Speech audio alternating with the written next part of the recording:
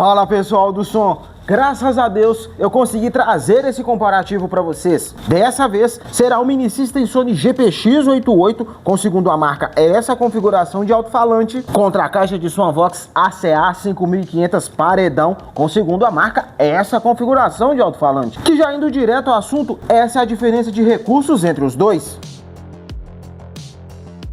Já no comparativo de grave, com um decibelímetro na função DBC, medindo de 100 Hz até 60 Hz, esse foi o resultado.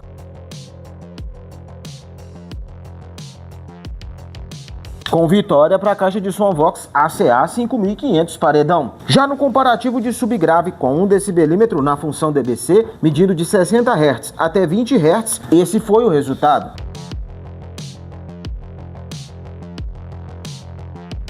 Com vitória para a caixa de som Vox ACA 5500 paredão. Caso você tenha interesse em ver na íntegra o teste de áudio de todos os dois, eu vou deixar aqui na descrição o link do vídeo completo de cada um. E antes de irmos para o comparativo em área aberta com 2 decibelímetros, para você poder perceber a diferença de sonoridade dos dois, eu vou te contar a minha opinião sincera sobre a qualidade sonora, começando pela Unvox ACA 5500 paredão e logo em seguida do Mini System Sony GPX88. E bora começar falando sobre a equalização manual. Apesar de ter sentido falta de uma equalização para os médios, a equalização para grave e agudo dela ser aqui bem na frente e ser um potenciômetro me agradou bastante, e eles são bastante precisos, o que te possibilita bastante estar equalizando ela mais do seu gosto. Outro detalhe que é bom refletir sobre a equalização manual dela é que mesmo nas equalizações pré-programadas você consegue estar ali equalizando, dando ganho ou diminuindo grave e agudo, o que me agradou bastante.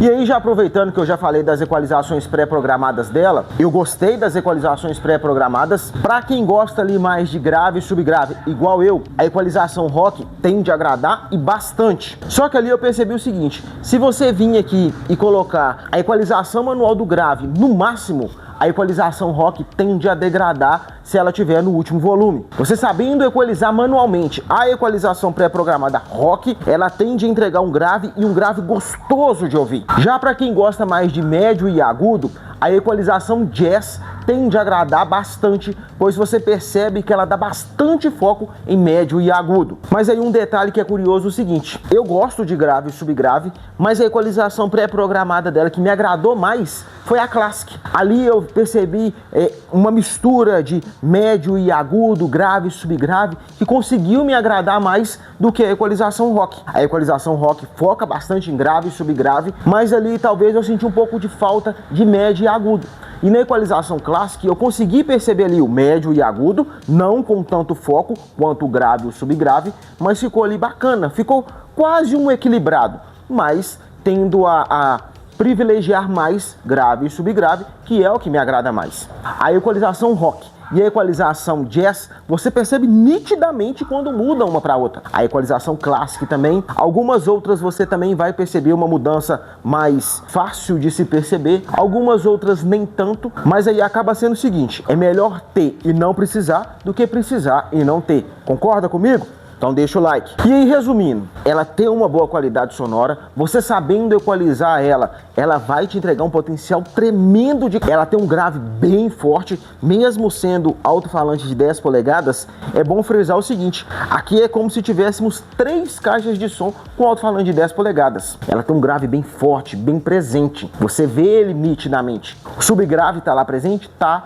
Não é tão perceptível, mas tá lá presente, tanto que ela fica ali de um grave misto, querendo ser um subgrave. Não é um subgrave prolongado, não é um subgrave ali bem macio, mas é ali de grave misto, querendo ser um subgrave. Que aí é interessante ressaltar o seguinte: para quem gosta de grave e subgrave, principalmente de grave, ela tende a agradar e agradar com força. Os médios terem ficado aqui na parte de cima foi um grande acerto da marca, porque fica quase na altura do seu ouvido e eles não te incomodam. Eles estão aqui específico para médio, mas você não fica incomodado com o áudio que ela te entrega. O áudio dela, no geral, é muito bacana, agrada bastante, mas o agudo dela e o médio tão legal, me agradou, tanto que eu preferi a equalização Classic, porque ali mescla grave, subgrave, médio e agudo, e ficou uma qualidade sonora que me agradou e agradou bastante. E aí, para quem gosta mais de médio e agudo, a equalização Jazz tende a agradar bastante, porque você vê nitidamente o foco dela em médio e agudo. Que já indo direto ao assunto, começando pela equalização manual. Ter equalização para grave, médio e agudo é um ponto muito positivo, principalmente por ter uma equalização específica só para o subwoofer. Isso me agrada bastante. Já as equalizações pré-programadas, algumas me agradam, outras não. Algumas eu percebo que não muda tanta coisa, talvez nem precisariam delas. Mas aí, eu acho que você vai concordar comigo, é melhor ter e não precisar do que precisar e não ter. Concorda comigo? Então deixa o like. Já com relação ao grave, eu percebo que ele é ali um grave misto, querendo ter um subgrave mais macio. Eu digo querendo ter um subgrave mais macio pelo seguinte, ele tem subgrave, só que não é tão perceptível. Se você colocar ele em certos locais, você vai perceber mais fácil o subgrave dele. Então talvez dependa um pouco mais, se você gosta de subgrave igual eu, você procurar um local mais apropriado para estar colocando ele, para estar integrando mais subgrave. Por isso que eu falei que ele é ali um grave misto, querendo ser um subgrave. Ele tem, mas você precisa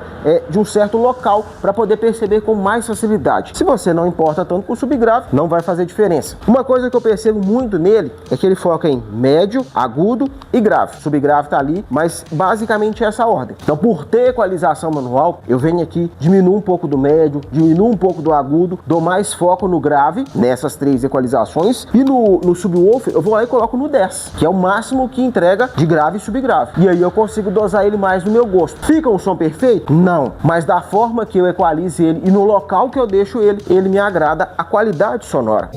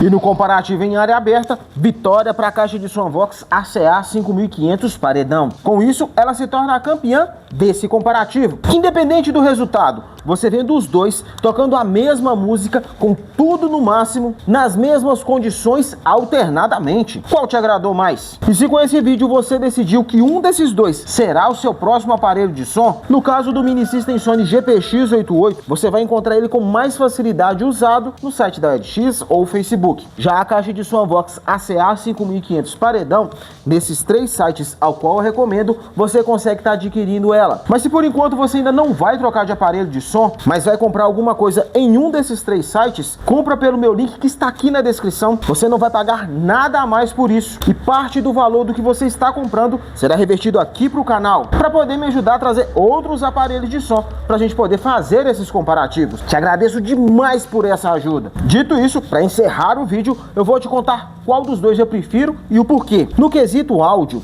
no caso dele, ele tem uma configuração especial só para o subwoofer, depois ele tem uma configuração de médio, agudo e grave para os alto-falantes de 8 polegadas e para o Super Tweeter, equalizações pré-programadas e também a de reforço nos graves, a Bass Bazooka. Com isso, ele acaba tendo a chance de agradar mais por ter mais equalizações, que vale lembrar, no caso da Unvox ACA 5500 paredão, ela tem equalização para grave e agudo, mais equalizações pré-programadas. Porém, é bom dizer o seguinte, devido ao grande volume final que ela entrega frente a ele, eu fiquei meio ali abalado em não escolher ela frente a ele. Mas a qualidade sonora que ela entrega, devido ao grande volume final, te deixa ali meio abalado em querer escolher ela e não ele. E aí, deixando essa questão de áudio de lado e indo para a questão de recursos, no caso dele, ele tem a opção de CD e controle remoto. Já ela tem duas entradas P10 com botão de volume independente e também para eco do microfone. Ele é bivolt automático, mas tem cabo de alimentação fixo. Ela tem cabo de alimentação removível,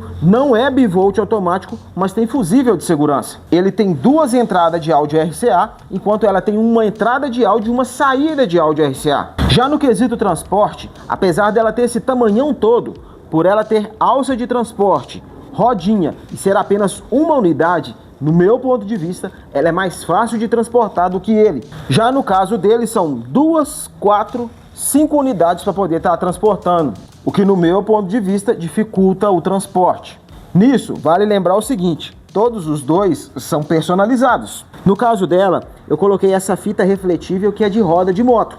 Caso você tenha interesse, eu vou deixar o link aqui também na descrição, assim como todos os acessórios que eu coloquei no Sony GPX88, que é uma cantoneira de alumínio, cantoneira travante e uma cantoneira de borracha aqui na lateral. Já aqui na parte da frente, esse friso azul, porque eu tirei a tela de proteção, e coloquei esse adesivo cromado aqui na parte da frente. E aí, aproveitando esse gancho que eu falei desse friso azul aqui, ele não é meu desde novo.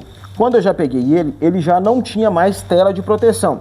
Eu acredito que mesmo se eu tivesse pegado com tela de proteção, eu teria arrancado, porque na época eu não tinha tanta noção de como desmontar as caixas de som. Mas enfim, por ele ter tela de proteção, caso no futuro você queira vir a limpar ele, você precisa desmontar todas as caixas para poder estar limpando alto-falante por alto-falante, o que não é o caso dela. Como ela não tem grade de proteção, é mais fácil de dar manutenção. E com esse logo da marca aqui, mais o acabamento do Twitter, acaba protegendo o alto-falante. Mas aí, se com esse vídeo eu mais te confundi em qual dos dois será o seu próximo aparelho de som do que ajudei, para poder tentar me redimir, eu vou deixar aqui essas duas playlists, que são continuação desse vídeo, mostrando eles mais detalhadamente. Pontos positivos e negativos, construção por dentro, tamanho de imã de alto-falante, placa de funcionalidade,